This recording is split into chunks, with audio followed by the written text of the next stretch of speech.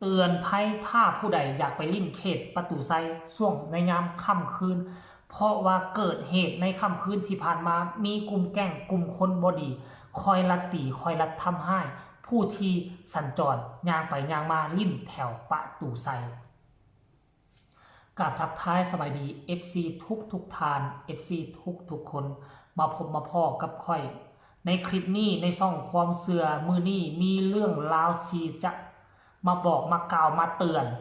สิ่งที่สะเทือนใจที่สุดสิ่งที่บ่อยากให้เกิดขึ้นกับบ้านเฮามันได้เกิดขึ้นแล้ว2-3 เดือนที่ผ่านมาก็มีดึกดื่น11-12 โมงมีคนเป็นลัดกันแล่นกันเป็นกลุ่มเป็นก้อนไล่ตีกันอยู่ทางประตูไซแล้วมันก็ผ่านไปเจ้าหน้าที่ตำรวจก็ตามมาดำเนินคดีได้บางส่วนเนาะแล้วมามือค่ำคืนที่ผ่านมานี่ก็เกิดเหตุการณ์ลักษณะเดียวกันอีกแล้วซึ่งผู้ได้รับบาดเจ็บบ่ได้แม่นคู่กรณีบ่ฮู้จักกัน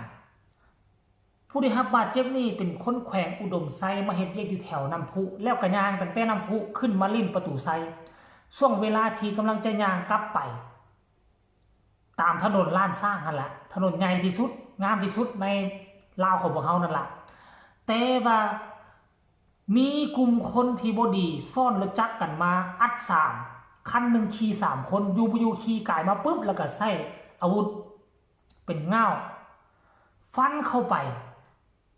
ใส่งอนด้นของผู้ชายคนนี้ได้รับบาดเจ็บโอ้ยเลือดอาบเต็มตัวโทรหากู้ภัยสัวจะมาฮอดได้ใส่เวลา20 นาทีคนนี้เกือบสลบสลายไปก่อนเพราะเสียเลือดหลาย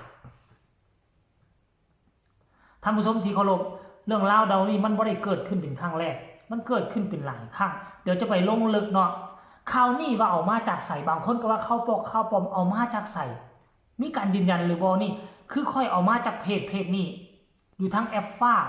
ชื่อว่ากระแสข่าวฮ้อนเพิ่นลงเมื่อ11 ชั่วโมงที่ผ่านมานี่เพิ่นเขียนว่าแฮชแท็กเลือดอาบโตมีเด็กน้อยถูกฟันด้วยง่าวจากกลุ่มเด็กวัยรุ่นที่ขี่รถจักรซ่อน3 มาเหตุเกิดอยู่หน้าธนาคารแห่งหนึ่งสร้างข้างสถาบันลาวฝรั่งที่กำลังจัดงานวันดนตรีเด็กน้อยที่ถูกฟันแมนมาจากเมืองหุ้นแขวงอุดมไซมาเฮ็ดเวียกอยู่นครหลวงเวียงจันทน์กำลังย่างจากบอนพักแถวน้ำพุไปลิ้นประตูไซแต่มาถูกฟันจากกลุ่มคนที่บ่ฮู้จักกันบ่ฮู้สาเหตุเป็นหยังจึงฟัน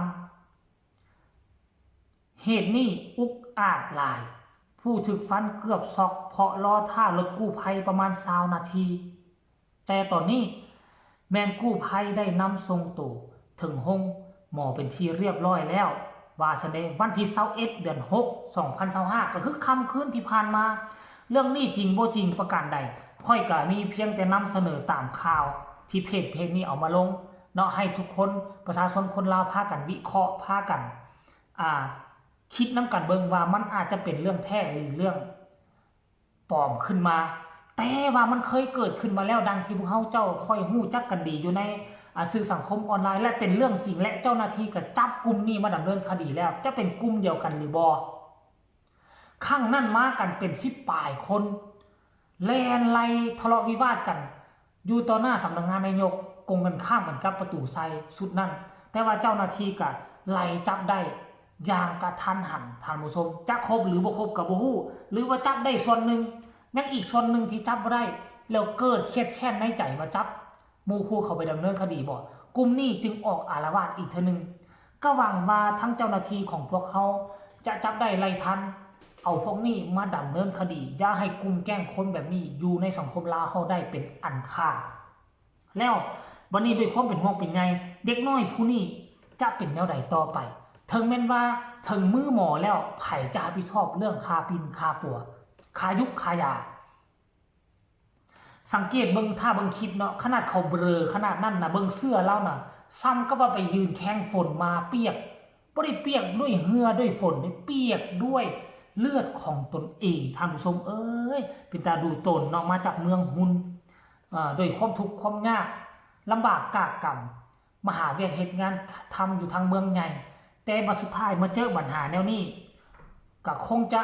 ควรเสียไปบ่หลายก็น้อยขนาดเฮาอายุซ้ำนี่นะคนอายุรัก3แล้วมาเจอปัญหานี้ยังบ่กล้าอยู่คนเวียงจันทน์ซะแล้วเขาเป็นค่อยนะหายดีปุ๊บสิออกจากเวียงจันทน์แม่มันลดแล้วบ่เป็นตาอยู่เมืองใหญ่แห้งอันตรายยิ่งเจริญแก้งกุมโจรยิงลายเจ้าหน้าที่ก็เฮ็ดเวียกนัดทั้งวันทั้งคืนแต่มันก็ยังมีเล็ดลอดออกมาอยู่เพราะฉะนั้นแล้วให้ทุกคนช่วยกันเป็นหูเป็นตาเห็นคนแบกงอกแบกง่าวแบกอาวุธตามท้องถนนฮีบโทรแจ้งเจ้าหน้าที่ให้มาฮีบด่วนกันแล้วกันเบิ่งตามคลิปเห็นไอ้น้องเจ้าหน้าที่ตำรวจจราจรก็แล่นคำว่าหุ่มเบิ่งอยู่เด้แต่บ่ฮู้ว่าเขาเจ้ามีการโทรประสานงานกันบ่แนวนั้นนี่ได้ซักถามหมอนี่บ่ว่าป้ายรถอีหยังรถคือแนวใดบ่ฮู้คันคือต่างประเทศแท้เนาะมาปุ๊บก็ต้องถามคนเจ็บรถเป็นลักษณะแนวใดคนนุ่งเสื้อแนวใดโทรหาแต่ละป้อมแต่ละเนี่ยเพราะเฮาอยู่ในนครหลวงเวียงจันทน์ของพวกเฮาแต่ละป้อมตอนกลางคืนก็มีคนอยู่คนงามอยู่เด้เนาะแต่ก็หวังว่าเขาน่าจะเฮ็ดตามขั้นตอนนั่นแหละเพราะว่าเขาก็บ่มีเวลาออกมาเฮ็ดข่าวดอกเขาก็น่าจะรักเฮ็ดกันคันออกมาเฮ็ดข่าวจังซี่ก็ย่านคนให้ใบโตทันเนาะท่านผู้ชมที่เคารพสมัยก่อนบ้านเฮาบ่เคยเกิดปัญหานี้10ปีหลังนี่บ่มีเรื่องโจรลักเครื่องลักของก่อบ่มี10ปีหลังนะแต่10ปีถัดมาปัจจุบันนี้เริ่มมีโจรมีมารและให้แห้งที่สุดคือช่วงโควิดนี่มีทั้งโจรลักปัจจุบันนี้มื้อนึงมี100กว่าเคสอยู่ในนครหลวงเวียงจันทน์นี่มื้อนึง10กว่าครั้งโจรลักรถนี่นะแล้วยังบ่เว้าเรื่องแขวงอื่นอีกแล้วเฮาสิแก้ไขปัญหานั้นได้ดีนะนี่หรือว่ามันเป็นย้อนปากย้อนท้องบ่คันถ้าเศรษฐกิจเฮาดีเงินเดือนเฮาสูงกุ้มพอเพียงกุ้มลูกกุ้มเมียเขาก็บ่ไปเลาะลักเฮ็ดทางลัดหาเงินทางลัดแบบนั้นดอกเนาะอันนี้อาจจะเป็นส่วนหนึ่งบ่ที่เศรษฐกิจของพวกเฮาตกต่ำเฮ็ดให้เขายากมากแพงเงินบ่พอกินอันนึงสิท่าเงินเดือนเป็นเดือน30มื้อแค่แลกไปลักรถคันนึงไปขายปึ๊บรถไทยนี่ก็ยังบ่ได้กับรถลักไปก็สิได้ 4-5 ล้านบ่คันเดียวได้มื้อนึง 2-3 คันนึงก็เอา10ปลายล้านละโอ้ยซ้ำสิกินสิจ่ายซั่นตัวมันอาจจะเป็นแบบนี้หรือบ่ท่านผู้ชมเนาะเฮาต้องช่วยกันสกัดกั้นอย่าให้มันเกิดเหตุการณ์แบบนี้ขึ้นอีกอยู่ในใจกลางนครหลวงแท้ๆเกิดขึ้นกับไผมันก็ทุกข์ใจคือกันเด้เนาะเป็นหูเป็นตาคลิปนี้ฝากทุกคนให้แชร์ไปหลายๆเพื่อเป็นอุทาหรณ์สอนใจไผจะไปลิ้นเคสนั้นให้ระมัดระวังถ้าดึกๆก็อย่าสู้ไปเนี่ยแต่ว่าค่อยเชื่อว่าคันไปในช่วงประมาณ 7:00 น 8:00 น 9:00 นลงมาน่าจะบ่มีปัญหาหยังคันกรณีว่า 9:00 นขึ้นไปนะคนส่วนใหญ่บ่อยู่แล้วไปอยู่หั่นก็สิมีแต่กลุ่มแก๊งนักหลอกนักเลงแหละกลุ่มกินเหล้าเมายาและบ่เลยเซเมาหั่นล่ะเนาะเอาคลิปนี้ฝากฟังไว้ซ้ำนี้ใครมีคำตำหนิติชมคำคิดคำเห็นขึ้นว่าใดก็ส่งข่าวมากันแล้วกันพบกันใหม่ในคลิปหน้าสำหรับคลิปนี้สบายดี